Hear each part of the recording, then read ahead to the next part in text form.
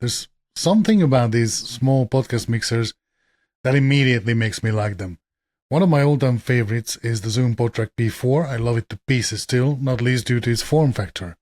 I like the small version of the RødeCasters, the RødeCaster Baby, which Rode has insisted to call the RødeCaster Duo, and I pretty much immediately fell in love with the DLZ Creator XS. If you look at my original DLZ video, you can see that my biggest complaint was its sheer size, especially compared to its competitors. As much as I loved the user interface and relative ease of use, it was offset by first its size and some missing or less intuitive features, which became obvious when comparing them to the RødeCaster series of consoles. Now the DLZ Creator XS certainly solves the size problem, and since it retains the same ingenious user interface, it only needs to prove if it had resolved the other challenges I had with its bigger brother. Well, let's have a closer look, especially that it has the 1.2 firmware installed on it, which is a big step ahead of what I had back then in the original DLZ. On the hardware side, what's apparent right away is that it's a lot smaller, and so it fits the studio table much easier. We can attribute the size difference to two main factors. One is that the DLZ XS has a smaller screen. It is not an iPad screen size anymore, but a 7-inch screen, which is still enough, and it is still gorgeous. Secondly, it has lost its faders, and we have knobs instead. Not a big deal in my opinion. Faders are of course nicer to work with, especially the 100mm faders of the original DLZ Creator, but knobs do the job too, and I don't actually mind them at all. Also, you get one less knob on the right side of the screen to control various functions, but then again there are some clever solutions on the smaller console that help you handle it smoothly, like having the last two channel controls on the side knobs, since we anyway only have two headphones to control the volume of, so there's two knobs free anyway. This way we utilize all buttons and all channels have a physical control knob, with the exception of the master channel, which unfortunately must be controlled from the screen. Since I've mentioned the headphone ports, also, and this is maybe what I should have started with, the DLZ XS retains the same inputs and outputs than the DLZ Creator had, only with two mic inputs instead of four, and consequently two headphone output ports versus four on the original DLZ Creator. The fact that the rest of the input-output ports is the same has its advantages, but also it is disappointing in some ways. It is great, for instance, that you still have a 1/4 inch as well as an 8-inch line input option on top of the mic input channels. But sadly, the 3.5mm or 8-inch input port is still just an input and not an input-output for phones with a mix-minus option. This would have been an easy upgrade from the DLZ that for many potential buyers could have been a purchase deciding factor and a competitive advantage at the same time. The USB-A port is also only for external media management and recording, but was not upgraded to USB-C or to a secondary computer input or to a USB mic input. These are all missed opportunities, especially considering that even the Mackie mainstream gives you the USB mic option on a second USB-C port that you can also connect a computer to. However, and this is the big addition in firmware 1.2, the Ethernet port is now NDI capable, or probably it always was just not enabled in the software. Now it is. NDI stands for Network Device Interface, and it is a multimedia connectivity standard, so if you are using Ethernet connected computers, you can actually connect the audio from a second one through the Ethernet port to the DLZ, and then the computer does not even need to be physically connected to the console, it only needs to be on the network. It's neat and it's easy to use, by the way, as you can just simply enable it in the settings and assign a channel to NDI, and you're golden. You can even switch on mix-minus for it or send a custom headphone mix to an NDI receiver, so you can use this as an input-output on your communication app, and then the other side won't have the dreaded echo of their own voice fed back to them. Nice. Unfortunately, being primarily a MacBook user, I only use Ethernet cables for the Philips Hue bridge and the ATEM mini switcher in my studio, so I could not test the functionality itself.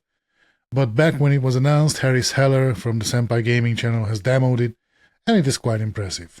More importantly, it eliminates the advantage Rode had over the Mackie DLZ with being able to connect two computers at the same time. DLZ series can now do that too.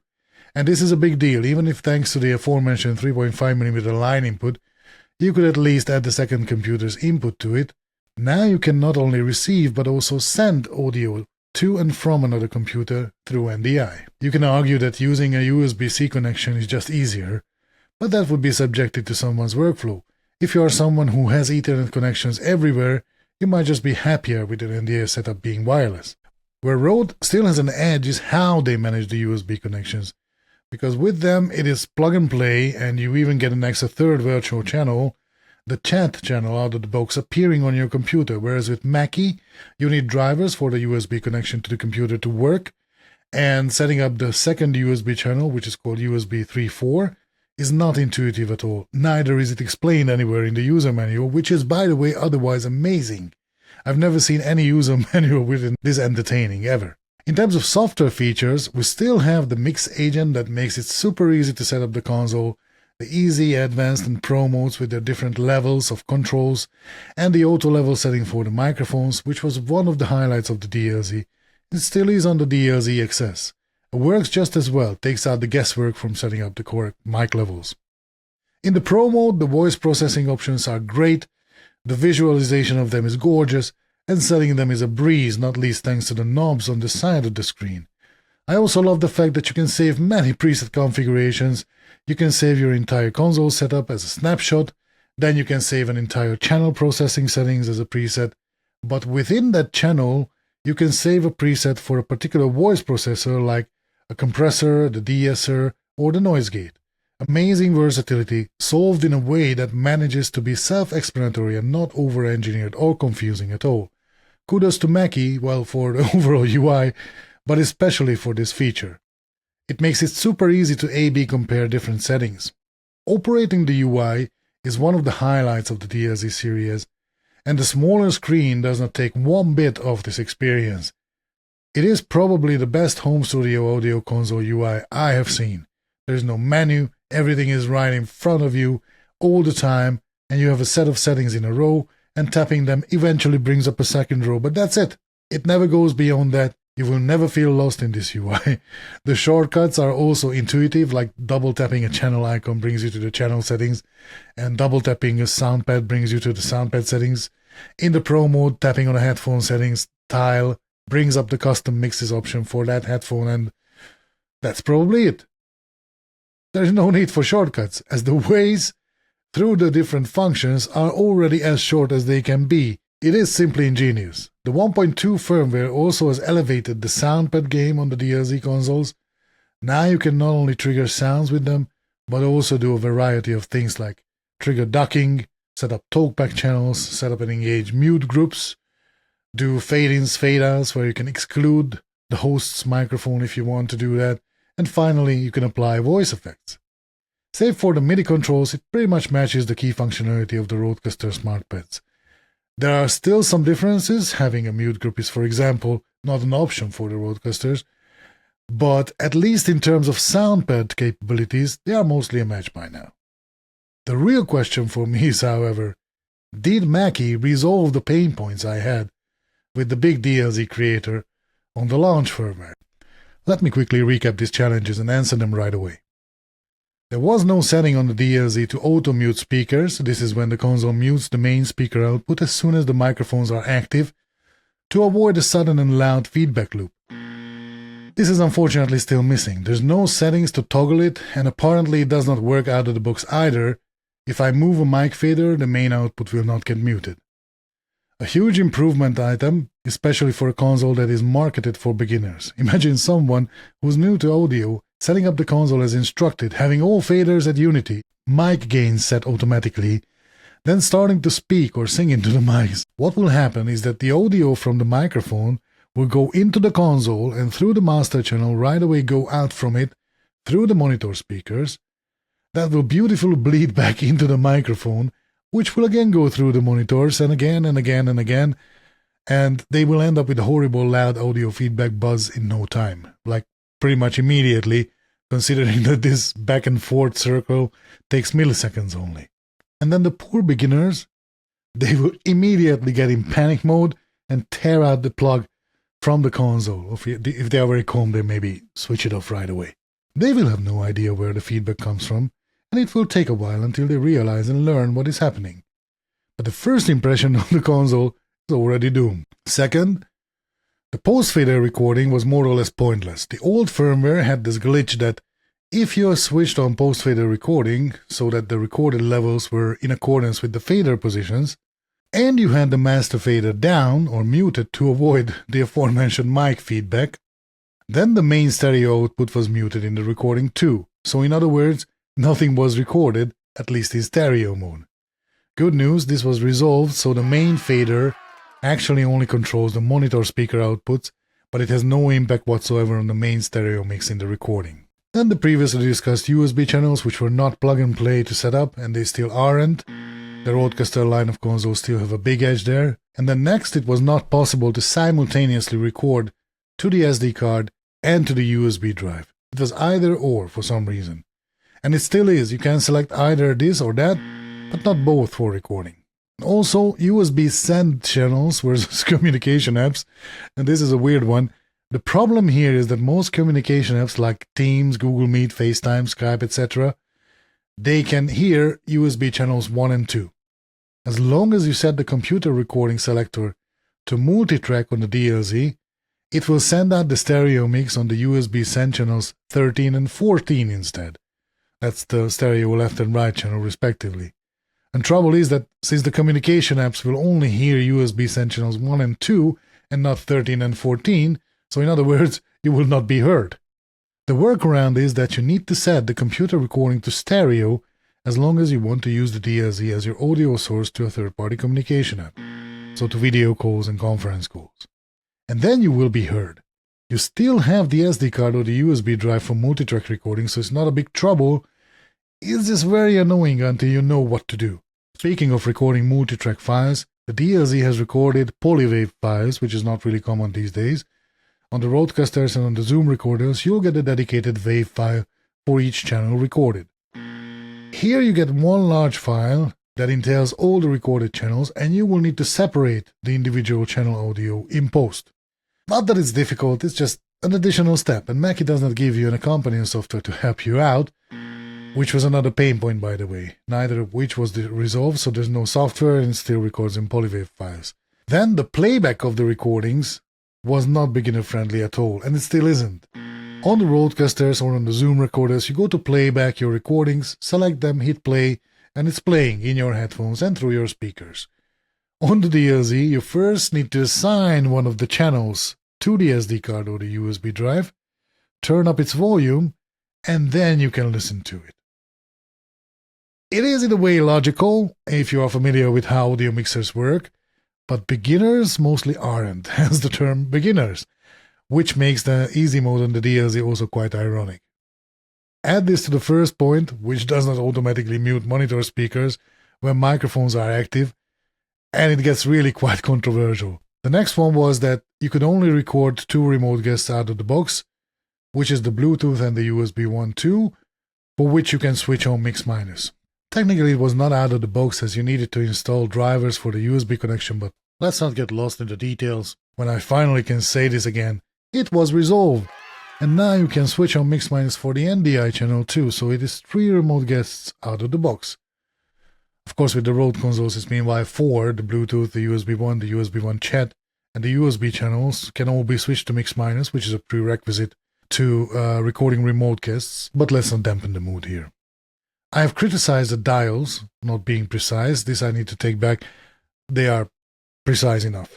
The gain levels you can set precisely in 1 decibel increments, and for everything else you do not need to be super precise. It works great, just as good as on the RødeCasters. Changing the sound pad bangs was the only flaw in the otherwise amazing user interface.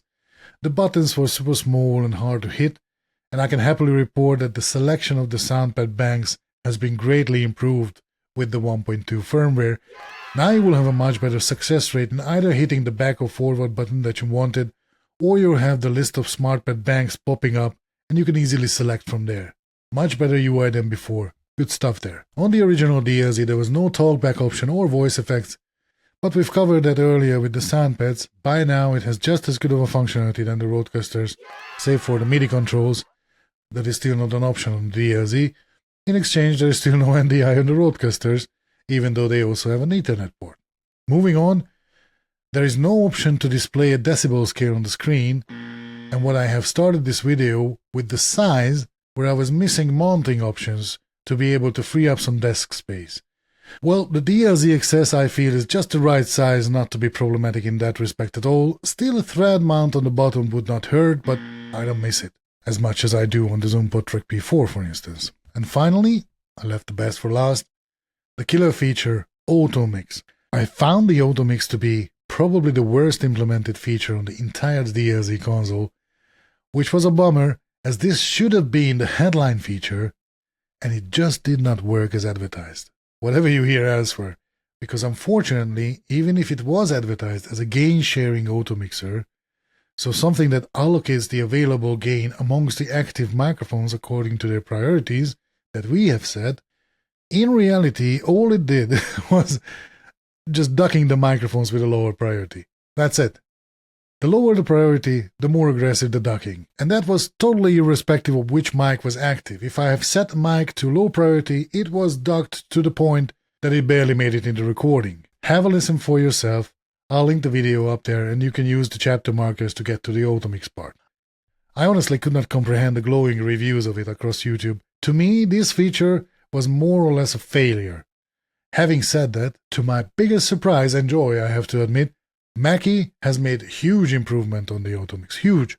Granted, here they only have to deal with 2 microphones, not 4, and you don't have 3 different priorities, only 1, but how it behaves is very different, and actually a lot closer to a true gain-sharing automixer. So let's test it on a DLZ Creator XS, and with firmware 1.2. I have 2 microphones connected to it, the Shure SM57, which you are hearing right now, and the Louis 240 Pro, which you are hearing right now. And what I would do now is I would put the Automix on standby. And here you can see the Automix feature and the Automix bar that says that gain will be shared between microphone channels based on the selected priority value. Let's see if it does really gain sharing. Alright, so let's switch on the SM57 as well. And as you can see, both microphones are hitting approximately the same level. And if I put channel 2 into priority, I would like you to pay attention to what happens to the level meter of channel 1, which will be out of priority. So let's put channel 2 into priority and switch on the Automix. And this is what happens. Now you can hear the Louis 240 Pro much more prominently, and you can barely hear the SM57, and you can see it on the levels as well that they have dropped. And the similar things happen if I put it back to equal priority, then the level of the SM57 goes up again. And if I put channel 1 into priority, you can hear the SM57 much more prominently, the Louis 240 much less, and you can see also on the waveforms that it changed. If I put back the Louis into priority, then the waveform switch. If I put back the SM57 into priority, then the waveform switch again. What was the case in the previous version is that if I put channel 2 into priority, then the level of channel 1 would drop, but even if I would mute the microphone, so this would have no signal at all, the level of channel 1 would remain on the same level, which is not what we want. We want the channel back to bounce back, because then mic 2 doesn't get a signal, even though it's in priority.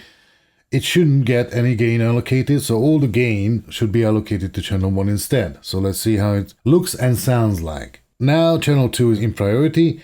Channel 1 is dropped like 1, 2, 3 markers below unity. And let's see what happens if I mute channel 2. Now I have muted channel 2, and as you can see, the gain sharing actually started to work, because the levels of channel 1, instead of being ducked to 1, 2, 3 markers below unity, it's still ducked a little bit, but it's ducked only to, let's say, -1 marker compared to unity. Now, let's compare it how it sounds like if I switch off the Automix, or if I put equal priority to the mics. This is how the SM57 sounds without the Automix, so if it's in equal priority. If the channel 2 is on priority, then this is how it sounds. So it's still dampened, it's still ducked, but by far less than it used to have. It's really getting in the direction of more of a gain sharing model. Let's put them back into equal weight.